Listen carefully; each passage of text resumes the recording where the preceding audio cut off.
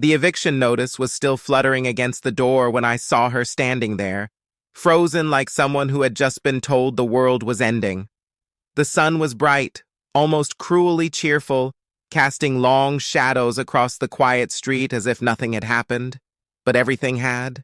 Her hands trembled as she stared at the paper, and the small pile of boxes at her feet looked like pieces of a life that had been suddenly, violently interrupted.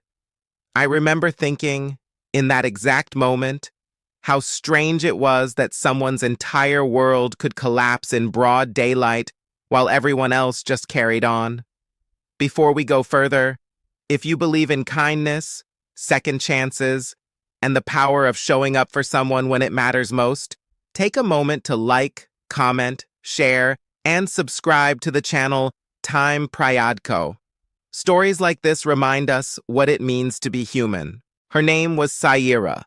She had moved in next door about a year earlier, quiet but kind, always offering a small smile when we crossed paths. She was the type of person who never asked for help, even when it was obvious she needed it. I had noticed the changes slowly, the late rent notices slipping under her door, the way her lights stayed on all night, the growing exhaustion in her eyes. But I never imagined it would come to this. That morning, the street felt heavier somehow. The air was thick with something unspoken. Saira didn't cry. That was the part that unsettled me the most. She just stood there, staring at the notice, like if she didn't move, maybe it wouldn't be real. I stepped outside without really thinking. Sometimes your feet move before your mind catches up. I walked toward her, each step feeling louder than it should have. When she finally noticed me, she forced a weak smile, the kind people wear when they're trying to hold themselves together in front of others. Her belongings were packed into a few worn boxes. A suitcase sat beside them, its zipper half broken. It wasn't just an eviction. It was displacement, uncertainty, fear. It was everything at once. The words slipped out of me before I could overthink them. I told her to move in with me. She stared at me, confusion replacing the numbness on her face. For a moment I thought she might laugh, but instead her expression hardened slightly, like I had just made a joke at the worst possible time. She shook her head, almost reflexively, as if rejecting the idea before it had a chance to exist. To her, it sounded ridiculous, maybe even cruel. And honestly, I understood why. We weren't close. We were neighbors, nothing more. In a world where people barely knew the names of those living next door, what I had said probably sounded unrealistic, even suspicious. People didn't just offer their homes to strangers anymore, but I meant it. And somehow, I knew I had to prove it. The first step was simple but heavy. I picked up one of her boxes and carried it toward my house. It wasn't a grand gesture. It wasn't dramatic, but it was real. And sometimes, reality speaks louder than words. She didn't follow at first. I could feel her hesitation hanging in the air behind me. Every doubt she had, every fear, every reason not to trust me, it was all there. I placed the box inside my living room, then went back for another, and then another. Each trip was slower than the last, not because the boxes were heavy, but because I was waiting for her to believe me. When she finally moved, it was tentative, like stepping onto thin ice. She picked up her suitcase and walked behind me, her eyes scanning everything as if expecting it to disappear. That day changed everything. At first, the silence between us was thick and awkward. Two people sharing a space that had never been meant to be shared. She stayed mostly in the spare room, keeping to herself, as if afraid of taking up too much space. I could sense her discomfort, her constant awareness that this was temporary, that she didn't belong. But slowly, things began to shift. It started with small things. A quiet thank you left on the kitchen counter. The smell of tea brewing in the mornings. The sound of footsteps that no longer tried to be silent. Life, in its quiet, ordinary way, began to stitch something between us. Still, it wasn't easy. Syra carried a weight that didn't disappear just because she had a roof over her head. I saw it in the way she avoided phone calls, in how she would stare at her hands for long periods, lost in thought. She had lost more than her apartment.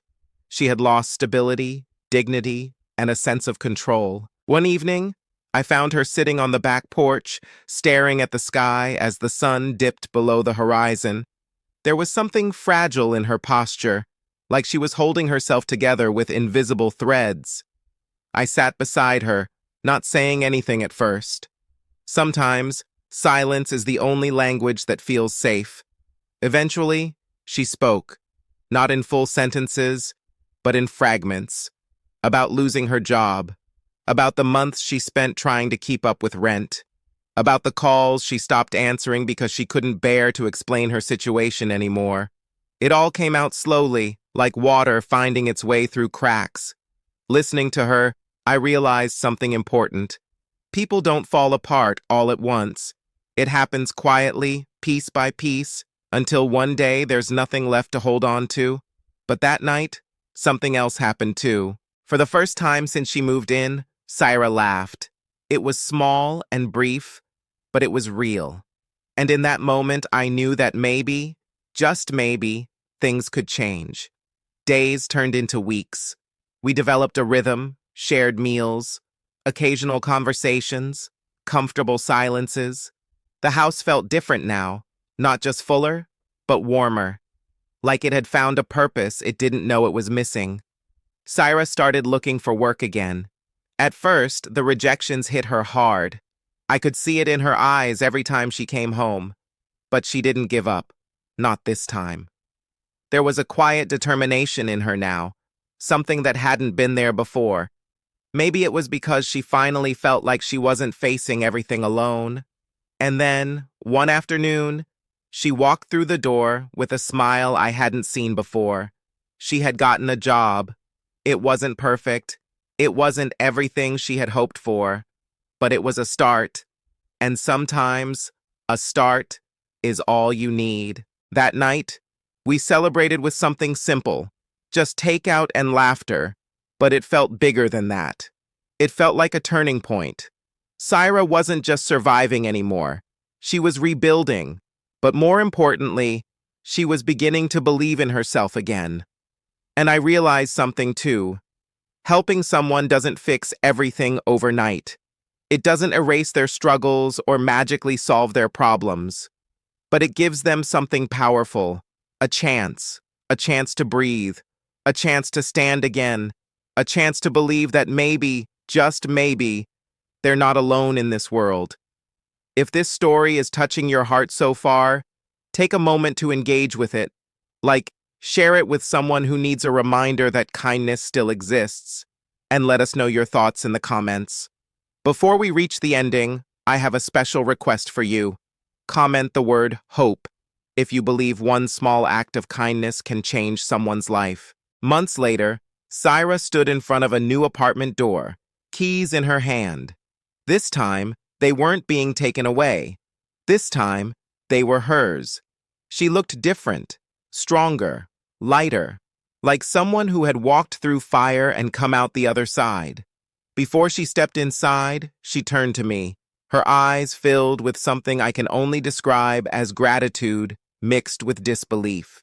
Not disbelief in me, but in the fact that someone had shown up for her when she needed it most. And in that moment, I understood something that stayed with me long after she left.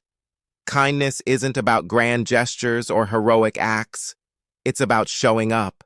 It's about choosing to care, even when it's inconvenient, even when it doesn't make sense. Because sometimes all it takes is one person to say, "You don't have to go through this alone," and mean it. The street looked the same as it had that day.